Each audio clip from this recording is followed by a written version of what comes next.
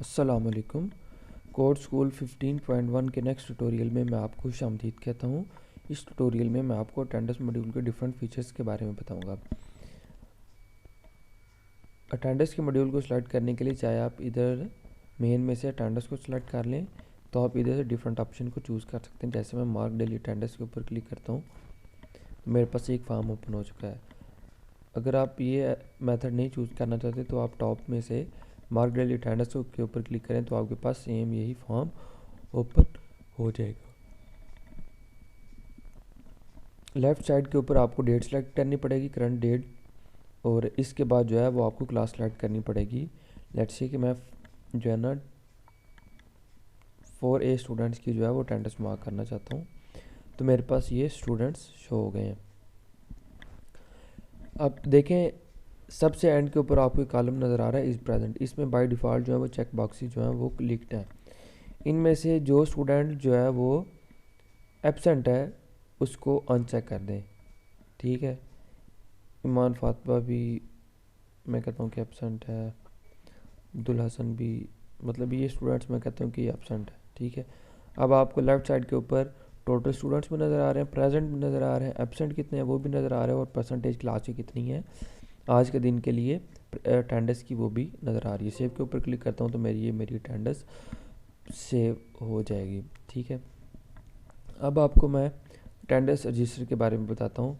Let's say कि मैं कहता हूँ कि मैंने 4A क्लास की अटेंडेंस चेक करनी है,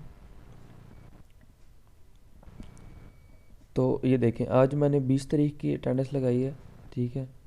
तो इनमें जो लीव पर हैं वो भी इधर शो हो गए हैं मेरे पास टॉप के ऊपर, और जो प्रेजेंट है वो भी नीचे शो हो गए हैं। अब आपको ये जो है ना रेड कलर के कॉलम भी नज़र आ रहे होंगे, ये क्या चीज़ है? ये बेसिकली जो है ना संडे को रिप्रेजेंट कर रहा है कि जो है ना मतलब छुट्टी है, 7, 14, 21 और 28 को संडे है और छुट्टी है, ठीक है। अब ये आपको एक और कॉलम नज़र आ रहा है ओ का, ये क्या चीज़ है? ये बेसिकली ऑफ डे सेटिंग को रिप्रेजेंट करता है। इधर हमने ऑफ डे सेटिंग भी रखी हुई है। ऑफ डे सेटिंग को समझने के लिए सबसे पहले आपको सेटिंग में बैच सेटिंग को समझना पड़ेगा। इसमें मैं सेटिंग में जाके मंथली बैच सेटिंग को सिलेक्ट करता हूँ, तो इधर आप ये देखें कि जो फरवरी है इसमें मैंने टोटल वर्किंग डेज़ जो है वो 24 रखे हुए हैं, और टोटल डेज़ इन मंथ कितने हैं वो जो है 29 है। अब लेट्स से कि 29 जो है टोटल वर्किंग डेज़ हैं, टोटल डेज़ इन मंथ है, और 24 जो है वो टोटल वर्किंग डेज़ हैं, ठीक है। अब इसमें 29, अगर ये फरवरी जो है वो 29 जो है ना दिनों का महीना है, तो इसमें 4 तो संडे वैसे निकल गए, ठीक है। इसमें 4 संडे वैसे आ गए और 5 फरवरी की एक वैसे छुट्टी आ जाती है अगर हम कैलेंडर से देखें, ठीक है। यानी कि टोटल वर्किंग डेज़ में आपने वो लिखना होता है कि संडे को निकाल के, और जो उस मंथ में छुट्टियां आ रही हैं वो भी निकाल के टोटल डेज़ जो हैं वो आपने इधर लिखने होते हैं। जैसे 4 संडे थे वो हमने निकाल दिए, और एक 5 फरवरी की छुट्टी थी तो वो हमने निकाल के तो 5 छुट्टियां बनती हैं फरवरी में। तो इसमें से 29 में से 5 निकालने से 24 रह गए। इसका मतलब है कि टोटल वर्किंग डेज हैं वो हमारे पास 24 हैं, ठीक है।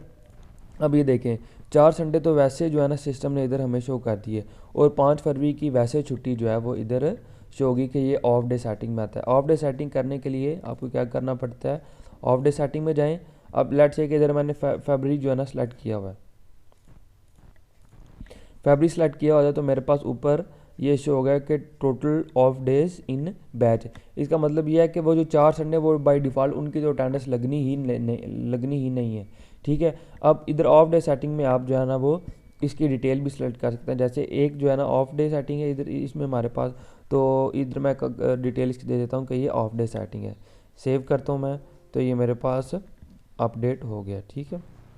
अब इसमें ये देखें कि अब जो भी ऑफ डे सेटिंग आप इधर सिस्टम में जा करेंगे, अटेंडेंस में ऑफ डे सेटिंग करते हैं, लेट से कि आप एक और छुट्टी ऐड करते हैं, उधर बैच सेटिंग में जाके कह देते हैं कि नहीं एक और छुट्टी हमारी तरफ से जो है ना वो स्टूडेंट्स के लिए, तो वो आप क्या करते हैं कि आप 24 की बजाय 23 कर देते हैं। तो इधर ऑफ डे सेटिंग में आपके पास कितने शो हो रही होंगी कि 2 छुट्टियाँ हो रही होंगी, क्योंकि 4 संडे तो वो और 2 छुट्टियाँ जो है वो आपने वैसे ऐड की हैं। अगर आपने कोई छुट्टी ऐड करनी है, अब लेट्स से कि मैं मार्च सेलेक्ट करता हूँ, इसमें ये देखें मेरे पास टोटल ऑफ डे सेटिंग जो है वो 2 मैं कर सकता हूँ, ठीक है।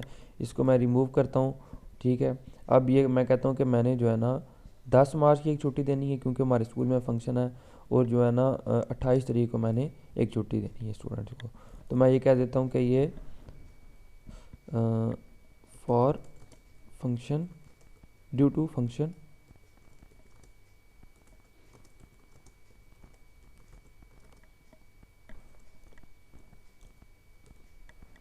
स्कूल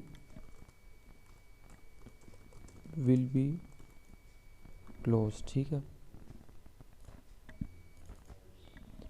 और ये मैं कहता हूँ कि मंथ के एंड के ऊपर छुट्टी, यानी कि मंथ के आखिर में भी हम एक स्टूडेंट्स को छुट्टी देते हैं कि वो इंजॉय कर सकें, ठीक है। इसकी डिटेल आप कुछ भी दे देते हैं मंथली,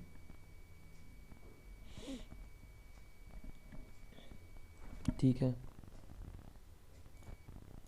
सेव के ऊपर मैं क्लिक करता हूँ तो ये मेरे पास अपडेटेड हो चुके हैं, ठीक है। अब आप क्या करेंगे, अगर आप जो है ना फरवरी के मंथ की जो है ना वो अटेंडेंस लगाते हैं, आप रजिस्टर चेक करते हैं, तो आपको जो है वो ऑफ डे सेटिंग किस किस तारीख में नज़र आ रही होगी, जिस तारीख को आपने उधर सेट किया। जैसे मैंने ऑफ डे सेटिंग में मार्च की कौन कौन सी तारीख की है, इसमें मैंने 3 और जो है 10 और 28 को जो है वो मैंने छुट्टी रखी है। तो ऑफ डे सेटिंग मंथ, अगर आप इधर मंथ सेलेक्ट करते हैं फरवरी, जो है ना वो मार्च, तो एक मिनट सिस्टम फाइंड कर रहा है। आप ये देखें कि 10 और 28 की जो है वो बाय डिफ़ॉल्ट ऑफ सेटिंग हो गई है, और जो है ना संडे जो है ना पहले ही इधर जो है ना वो रेड कॉलम में आपको शो हो रहे हैं कि भाई इस दिन की तो वैसी छुट्टी है, और जो है वो 10 और 28 तारीख की आप अटेंडेंस नहीं लगा सकते, ठीक है। इसमें मैंने आज के ट्यूटोरियल में मैंने आपको ये बताया है कि स्टूडेंट्स की अटेंडेंस कैसे मार्क करनी है, अटेंडेंस रजिस्टर कैसे चेक करना है, और ऑफ डे सेटिंग कैसे करनी है। ऑफ डे सेटिंग को सेट करने के लिए आपको पहले सेटिंग में बैच की जो है ना सिलेक्शन ठीक तरीके से करनी पड़ेगी। आज के ट्यूटोरियल के लिए बस नहीं, नेक्स्ट ट्यूटोरियल में मैं आपको कोड स्कूल 15